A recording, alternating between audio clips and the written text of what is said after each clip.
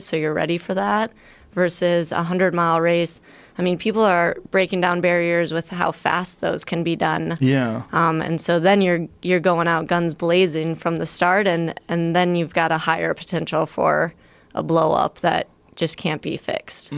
So is that what happens? Like your muscles just break down, you get, what is it called, autolysis or something like that, where your muscles start eating themselves? Yeah, and just like no response, you're getting nothing back from them. Yeah, and what is that thing that those CrossFit people get, rhabdomyolysis? Oh, yeah. Yeah, do you ever get that? I've never gotten it. Rhabdomyolysis? Yeah. Something about like your muscles are breaking down into your bloodstream or...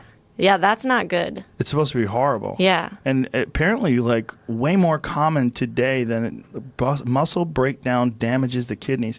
Apparently, it's way more common today because of these CrossFit classes and people pushing themselves. And that's the thing, is like, it's not a matter of what's possible. Like, hey, Courtney ran 248 miles. I can run it too. Well, yeah, maybe. But you're going to have to build up to that, stupid. Like, you can't just do it tomorrow. That's kind of the crazy thing about all this, right? Is that, like, you're building, like, a mountain one Lego block at a time, right? And someone who's like, oh, well, her mountain's, like, 5,000 feet high. I'll just fucking build a... No, it takes a long-ass time to build that mountain, right? Yeah, I mean, for me, I've been training for this long stuff for 7 years now, so I wasn't like instantly successful at the 100-mile distance, and it's taken a lot of training and a lot of just learning along the way. Now, because of the fact that you ran this 238-mile race at a certain pace and you did so phenomenally, do you feel like your body is now going to be stronger for the next one? I hope so. I hope if I treat it nicely for a little bit here and let it fully recover, that then I can try and springboard off of this for the next thing. Plenty nachos, plenty of beer. Yeah.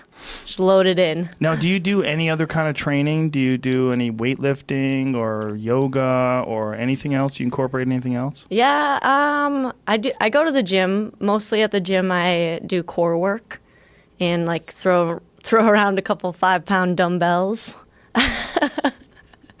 But otherwise, no, I think yoga would be a great thing to incorporate. I just haven't gotten motivated to head to those classes yet. That's so funny. Now, do you stretch? Sometimes. Yeah. But wouldn't you think that would be a good thing to do? I mean, oh, absolutely. Why don't you do it? I mean, I try. Yeah. It's just not like incorporated into my normal routine very well. Do you think maybe like things along those lines, like maybe yoga or weightlifting or stretching, would maybe possibly advance you to another level?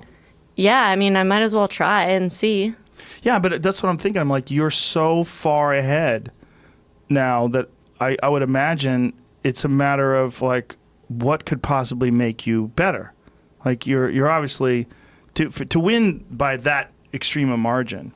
Like I would think. Obviously, what you're doing now is amazing. Like, if it ain't broke, don't fix it, right? But are you at your very best? I hope not. I'm gonna keep trying to strive for higher. Just keep putting Lego blocks up. Yeah. Keep building a higher and higher like mountain. That. I love Legos. Yeah. Who doesn't? But it seems like it's a fairly good analogy. That it seems that it's a slow, arduous process of improvement, and it takes discipline and constant focus and constant attention and just time in.